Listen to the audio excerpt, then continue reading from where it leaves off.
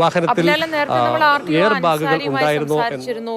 അദ്ദേഹം പറഞ്ഞത് RTO ഉദ്യോഗസ്ഥരുടെ ഒരു സംഘം അങ്ങോട്ടേക്ക് പുറപ്പെട്ടിട്ടുണ്ട് എന്നാണ്. ഈ പുറപ്പെട്ട സംഘം അവിടെ എത്തിയോ? പരിശോധനകൾ എന്തെങ്കിലും നടക്കുന്നുണ്ടോ?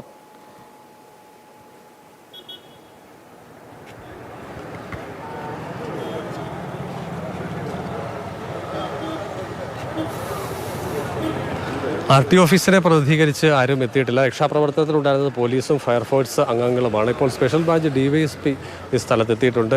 അപകടവുമായി ബന്ധപ്പെട്ടുള്ള പ്രാഥമിക വിവരശേഖരണത്തിന് ശേഷമുള്ള നേരിട്ടുള്ള പരിശോധനയിലാണ് അദ്ദേഹം ഏർപ്പെട്ടിട്ടുള്ളത്. മോട്ടോർ വാഹന വകുപ്പ് പ്രതിനിധികൾ ഒരുപക്ഷെ ഇനിയിപ്പോൾ അതിൻ്റെ കാരണം കണ്ടെത്തുകയും വണ്ടിയുമായി ബന്ധപ്പെട്ടുള്ള സാങ്കേതിക വശങ്ങൾ കൂടി പരിശോധിച്ച ശേഷമായിരിക്കും അവരുടെ റിപ്പോർട്ട് പുറത്തു വരിക. എന്തായാലും നമുക്ക് ആദ്യഘട്ടത്തിൽ പങ്കുവയ്ക്കാനുള്ളത് വാഹനത്തിൻ്റെ അമിത വേഗവും അതോടൊപ്പം തന്നെ ഡ്രൈവർ ഉറങ്ങിപ്പോയതും അപകടത്തിന് ഇടയാക്കി എന്ന് തന്നെയാണ്.